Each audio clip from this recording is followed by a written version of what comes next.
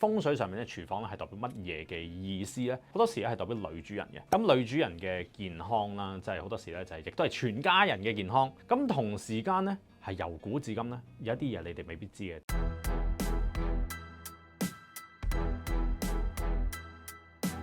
想新一年行好運，我兔年嘅運程書依家接受預訂啦。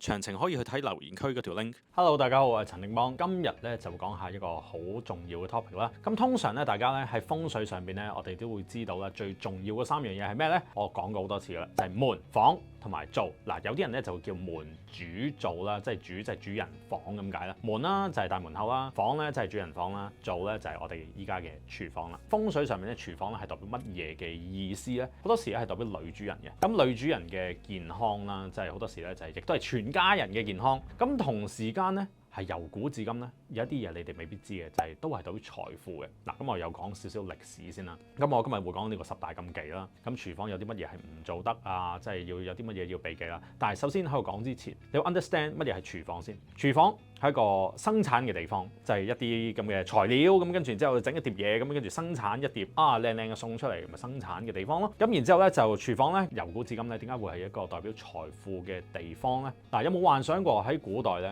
冇咁多嘅唔同嘅生意啦，亦都冇唔同嘅行業啦，好多時最珍貴嘅你嘅錢最珍貴嘅換翻嚟嘅都係咩？食物。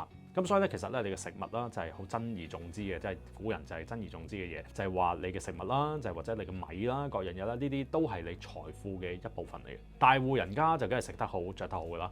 咁所以咧喺財富裏邊，食物都係其中佢哋一部分嘅 asset。OK， 即係我哋嘅一啲叫資產啊。咁所以咧，點解話廚房等於財富？就係我哋追溯翻歷史，就係呢一樣嘢啦。咁所以咧喺第一樣嘢，我想講嘅咧就係廚房對門口。或者廚房對啲乜嘢，即係廚房個門啦，對啲乜嘢嘢啦，咁其實係相當之重要嘅。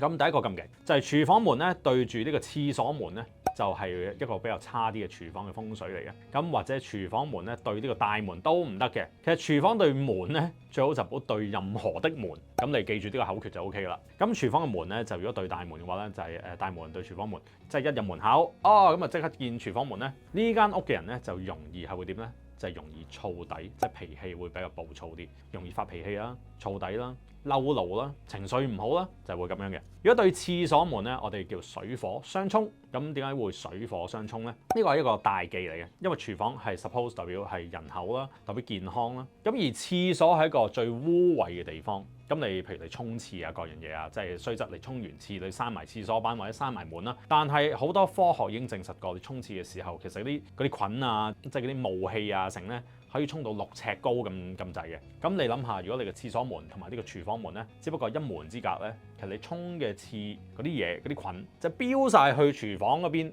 咁廚房我哋整嘢食噶嘛，咁你食嘅嘢就等於你食咗即係廁所沖出嚟嘅嘢。咁其實成件事好嘔心嘅。所以咧，廁所同埋廚房門相對咧係會影響健康，係嚴重影響健康。所以呢一個水火相沖咧就唔係咁簡單嘅，因為衞生問題啦。咁所以咧其實咧就最簡單嘅化解方法咧係應該要點做咧？咁當然啦，時常就要閂門，係2道門都要閂。即係你用廁所嘅時候，你就閂廚房門；用完廁所門，你又閂埋廁所門，又再開翻個廚房門。即係類似要咁樣先得嘅，或者就係要隔一堂珠簾啊，即係甚至乎係嗰啲咩日本簾啊。即係總之隔一隔有嘢隔住佢咧，都係好啲嘅。咁亦都要視乎咧，你中間2道門嘅距離有幾近。你記住越近咧就越麻煩嘅。咁我亦都見過咧，有啲廁所咧係直情喺一個廚房嘅入面。咁不過呢個好少見啦，即係有啲屋咧，即係可能舊積咧就只會係咁樣嘅。咁譬如咧工人房啦，即係工人房啦，好多時咧就係工人房就因為咧佢哋個房間喺廚房入邊，咁個工人房裡面又有廁所，咁就會形成咗呢一個問題啦。咁所以咧記住咧，工人房個廁所嗰個門啦係成日要閂埋佢。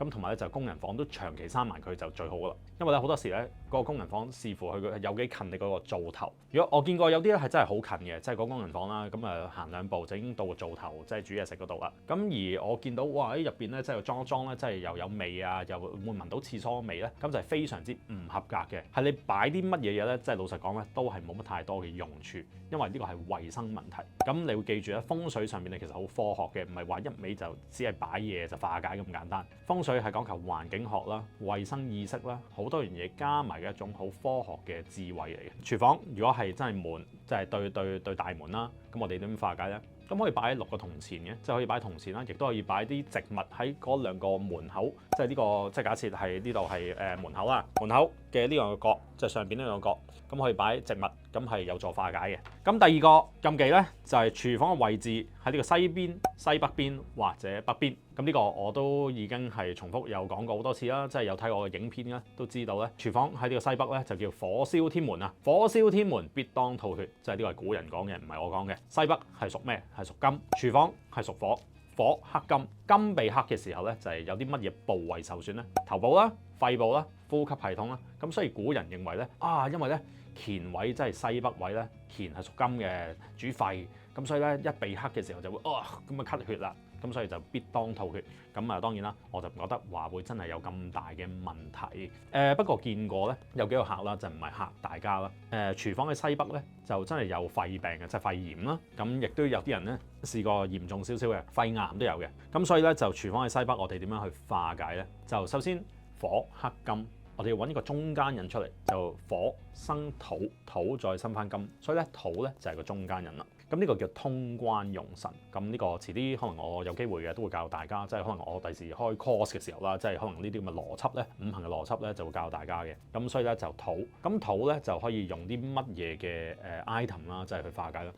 例如如果顏色嘅話咧，就可能係咖啡色啦、黃色啦、泥黃色啦，即係啲卡其色啦，呢啲顏色咧、杏色咧，全部都係土嘅顏色，可以化解到呢件事嘅。咁同埋咧就我成日 show 出嚟嘅白玉串啦，咁呢個都係屬土嘅，而八呢個數目八白啦，都係屬土啦。咁所以咧就1串嘅白玉串就比較簡單啲，就可以化解呢個廚房係西邊或者西北邊嘅問題。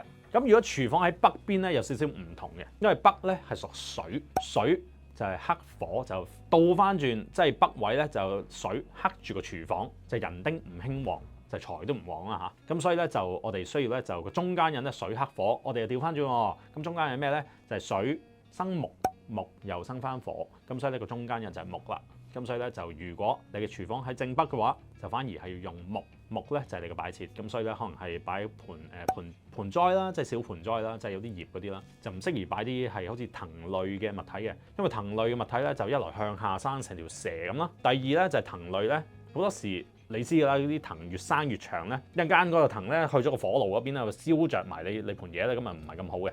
一般都係直上嗰啲植物係會好啲。咁多肉植物啊，即係或者叫大葉植物咧都 OK，但係記住安全第一。好多時呢個火燒天門啦，都好多人都會犯啦。最簡單嘅化解方法頭先講到俾大家聽啦。咁我哋引致到第3個問題咯。第3個問題就係火燒心。廚房咧好多時咧舊式嘅設計咧，即係好似舊啲單位咧，廚房咧就係會喺呢個呢個假設呢個係成個單位咁啦嚇，成個單位。咁嘢通常咧，廚房喺呢邊啲角落頭，即係呢啲咁嘅4大角落頭，即係類似入門口，即係通常咧近個門口比較多嘅，即係好少會好深入去到間屋，即係呢個門口好深入去到間屋，個廚房喺呢度係好少嘅，即係比較少見嘅。咁可能以前舊嘅積咧，就會可能喺啲中間呢一橛嘅位置。咁喺中間呢一橛嘅位置咧，好多時我哋稱之為叫火燒心。尤其是正中喺中間呢啲，更加就係應晒火燒心。咁火燒心咧有一個咩問題咧？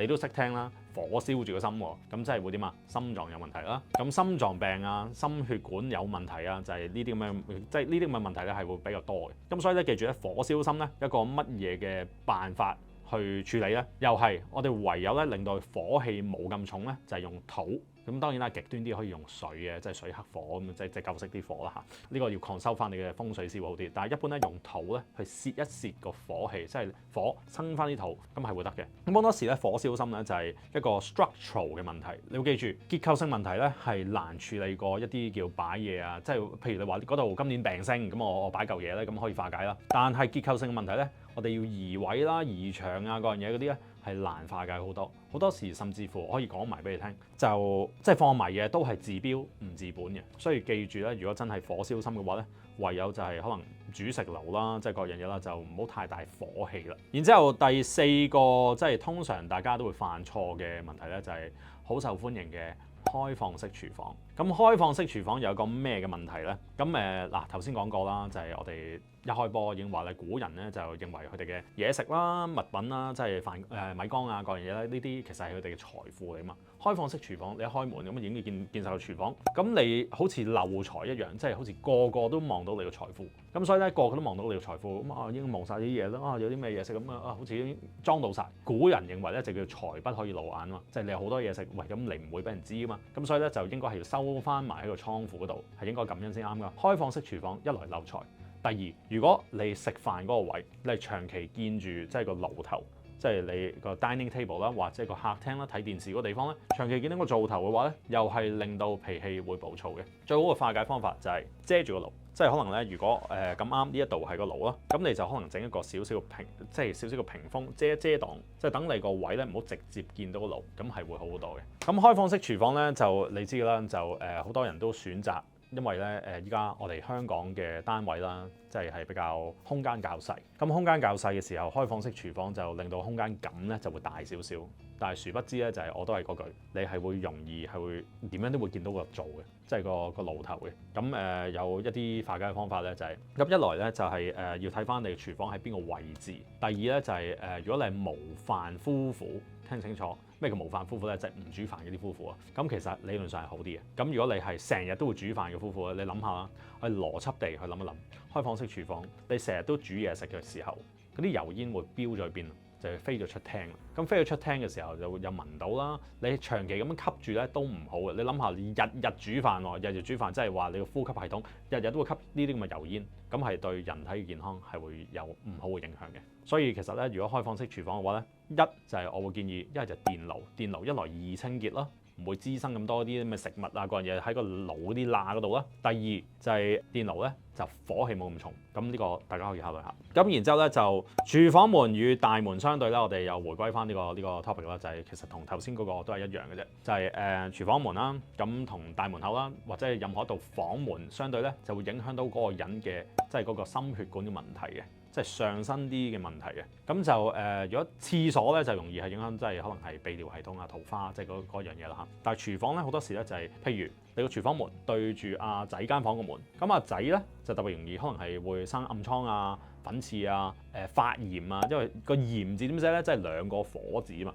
炎字即係炎症，咁所以咧就容易係會有一個叫發炎體質。咁第二咧就係個廚房門對住嗰位仁兄嗰間房咧。嗰位仁兄咧就特別容易燥底嘅，即係特別容易係脾氣暴躁，即係個性格會急躁，即係冇耐性啊，即係咁樣嘅。如果對住主人房嘅話，咁啊梗係最唔好啦。兩公婆就會成日鬧交，咁所以咧其實就呢個廚房門對住任何房門都理論上都唔好啦。所以咧其實咧我自己建議咧就係個廚房要揀一個好嘅位置咧，其實都唔係咁易。即係依家我哋啲單位比較細啲咧，就有時好多時都冇得揀。